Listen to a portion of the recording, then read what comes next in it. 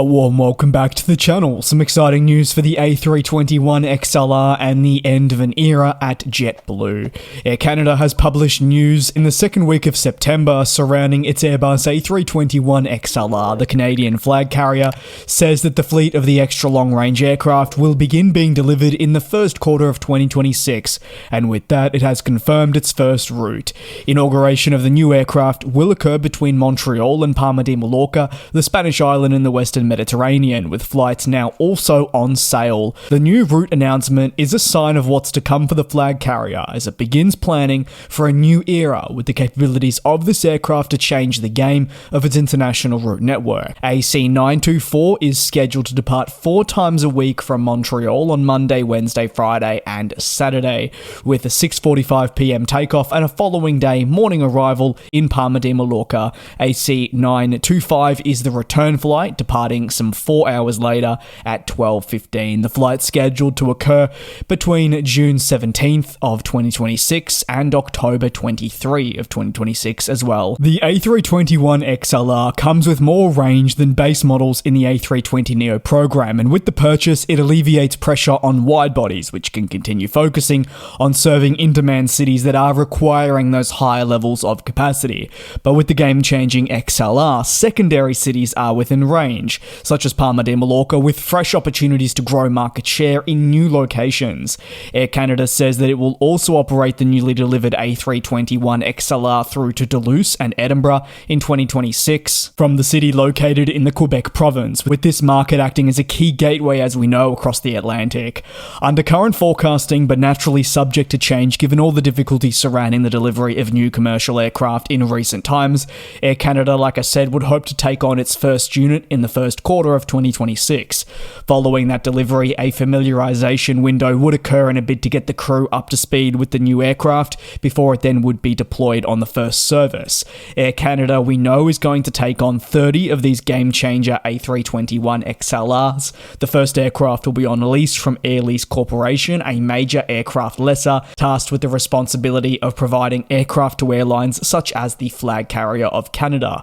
2026 will hopefully be a big year for the business in terms of fleet growth, with the planned arrival of 10 A321XLR jets in the year alone, allowing for the rapid expansion of the international network and introduction of these planes as part of efforts to streamline and, remember, eventually say goodbye to the 737 MAX at the mainline fleet before its transition occurs to the Rouge branding. These XLRs will also be the first narrow-body in the fleet to feature lie-flat seats in business class, as part of attempts to bring the wide-body experience to smaller aircraft. Therefore, the aircraft type will seat 182 passengers with 14 signature class seats, followed by 168 in economy. Looking further ahead, it will not just be Montreal benefiting from the game-changing capabilities of the aircraft, the airline also confirming that routes from Toronto, Ottawa and Halifax will all launch with the XLR. More cities after that too. Over to the next story, where JetBlue is moving ahead with the transition of its fleet after operating its final flight with the Embraer E190. The move sees the airline now relying strictly on the next generation A220-300 for its more regional flying, and the transition accompanied by the delivery of the 50th aircraft in this type, a landmark milestone in a move to become more efficient. The final revenue flight of the E190 marked the official retirement point and therefore the departure of an aircraft that played an integral role in the expansion and innovation period of the business.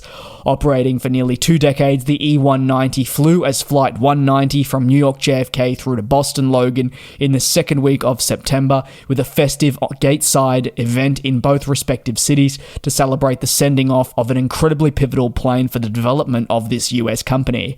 JetBlue began operations with the E190 in 2005 when it served cities for the first time, and in fitting fashion, the current chief operating officer captained the final flight, just like he did for the inaugural service 20 years ago. The US carrier went as far as also making sure that the flight was joined by several other high-profile crew members and guests that made the day-to-day operation of this Embraer aircraft possible for so long. Throughout its tenure, the airline's route development became very much clear and highlighted through the significance of New York and Boston as focus cities. JetBlue was the first airline in the world to fly the E190 with the ability to expand its reach. and an aircraft now that will leave an everlasting legacy. As touched on with the departure of the E190, it closes out a wonderful era, but equally opens the door for a new one for the US company. As part of the retirement, the airline is transitioning towards Airbus, with the A320 and A220 families being the primary options. Let me know your thoughts down below in the comments. Thanks a lot for watching, take care, be safe, and I'll see you tomorrow for your next industry recap. And we'll fly.